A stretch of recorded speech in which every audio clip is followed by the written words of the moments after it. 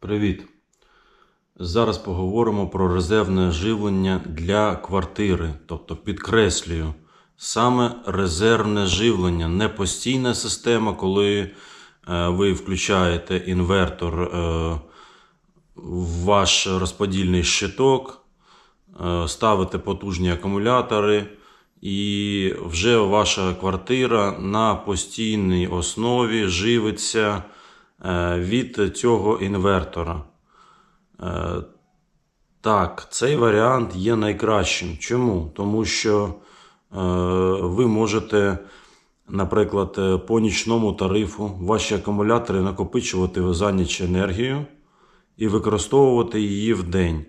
Тим самим ви навіть трохи зекономите, але як мінімум ви покриєте розхід електроенергії цього інвертора. Оце дуже зручно. Але з іншого боку, це дуже дорого. Особливо зараз в нинішніх умовах, коли все обладнання вже розгрібли і нічого немає. Як це робиться? Це робиться звичайним однофазним DEA інвертором на 5-6 кВт. Цього достатньо, і він, що важливо, не шумить. Але ж він коштує космічних грошей, і його просто немає. Їх всі порозбирали, їх треба чекати.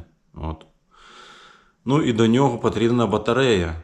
Батарея мінімум на 5 кВт. Зараз таку можна купити не менше, ніж за 40-50 тисяч гривень. А в ідеалі потрібно 2 таких батареї або одна на 10-15 кВт, яка вже коштує за 100 тисяч гривень. Тобто така система, як можете легко підрахувати, вам обійдеться чисто по обладнанню від десь 120 тисяч гривень, а хороша система 200 тисяч.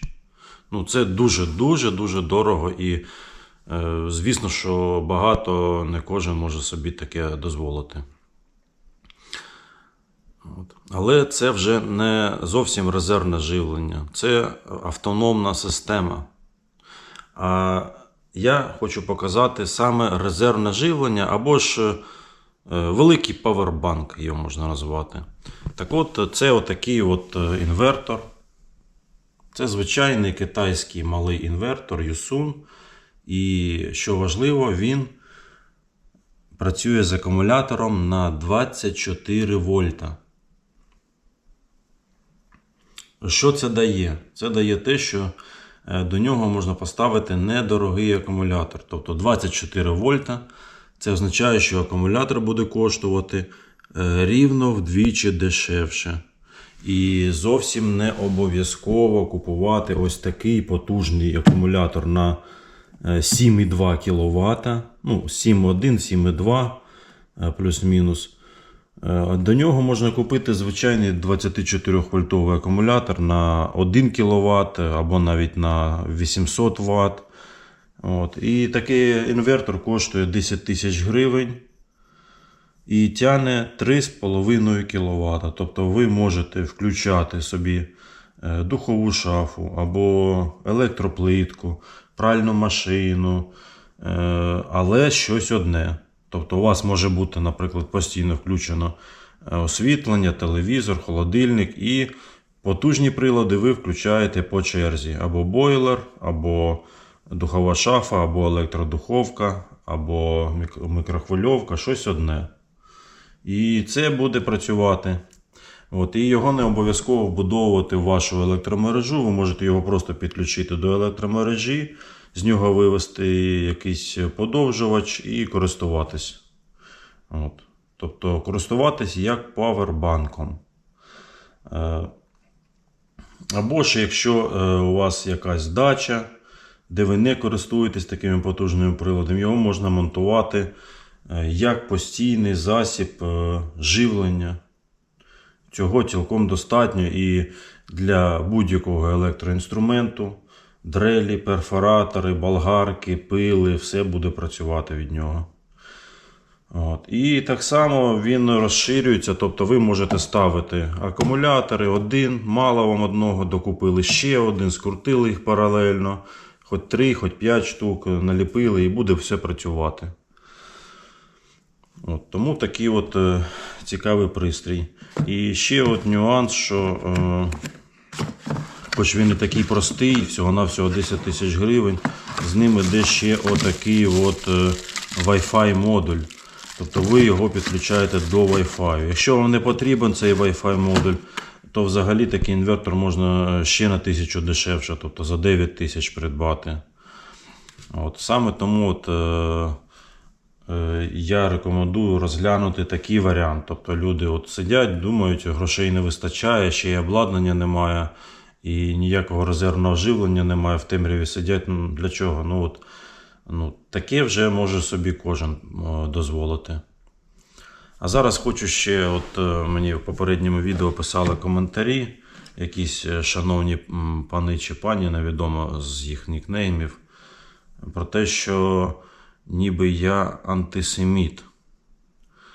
Я хочу вам роз'яснити свою позицію, от якраз користуючись нагодою цього відео, що в мене немає нетерпимості до будь-яких мовно-лінгвістичних груп, в тому числі євреїв, арабів чи якихось інших.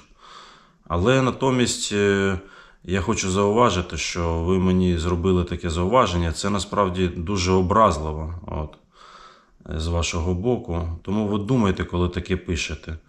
Тому що я от зараз вам покажу, що робите ви. Тобто ваша держава Ізраїль на чолі з прем'єром Нетаньяху. Як ви коїте геноцид тих самих семітів, арабів-семітів.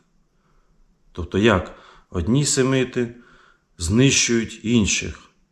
Цікава історія. Давайте на це подивимось. Ось я відкрив авторитетне британське видання Reuters. І тут на ньому є от такі світлини. Дивіться. Це авіабомби величезного заряду, скинуті на оці міста Гази. Подивіться, які там руйнування. Чи можна там якось вижити якомусь цивільному? Вочевидь, що ні. Тобто це і є в чистому вигляді геноцид. Геноцид арабського народу, семітів. Тобто це і є антисемітизм. Давайте ще подивимось кадри.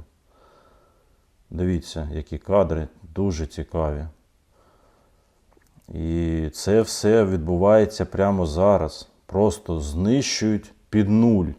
Так само, як москалі прийшли в Україну і випалюють землю, руйнують все бомбами, руйнують міста під корінь, під нуль, під фундамент.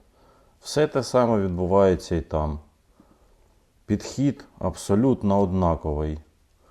І скажіть мені тепер, напишіть же, шановні представники Ізраїльської держави і єврейського народу, як це називається, якщо це не геноцид і не антисемітизм?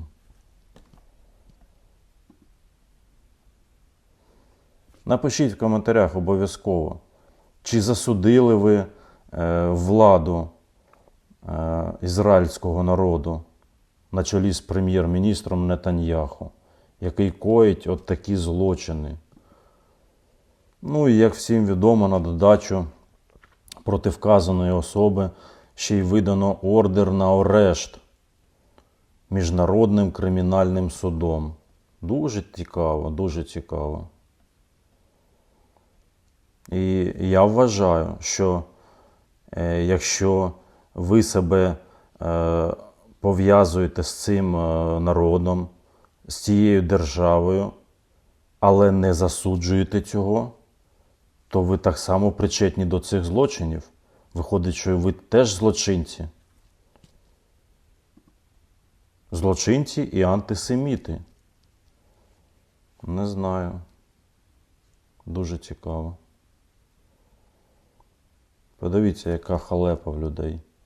Все те саме, що і в Україні. Все те саме, що переживаємо ми. Ну, а на додачу, на завершення, додам, що ті самі пани, представники держави Ізраїль, Міндіч, Цукерман, і хто там знає, хто там ще з них був, просто розікрали 100 мільярдів гривень, які мали піти на розвиток і захист енергетики. А тому тепер сидимо без світла і обговорюємо, яке резервне живлення поставити і де його взяти, якщо його немає. Ну, от така історія.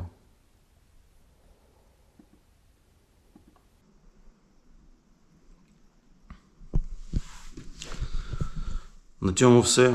Дякую всім за увагу. Якщо когось зацікавить отакий інвертор, ось він в мене є. Він мені не потрібен. Тобто, знову ж я кажу, що я не продажник, я не торгую, не займаюся бізнесом. Просто він у мене є, так склались обставини. Я не буду зараз знов все це пережовувати, чому так сталося. Але він є, він новий і він, що важливо, він протестований. Чому це дуже важливо? Тому що коли з Китаю приходить обладнання, будь-яке, навіть найкраще обладнання, його обов'язково треба протестувати.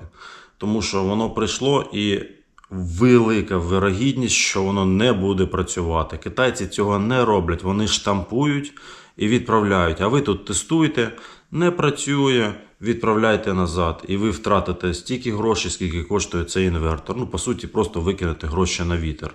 Цей же вже протестований. І я його віддаю по собі вартості, без будь-яких накруток. Заходьте в мій телеграм-канал, лінка є в описі.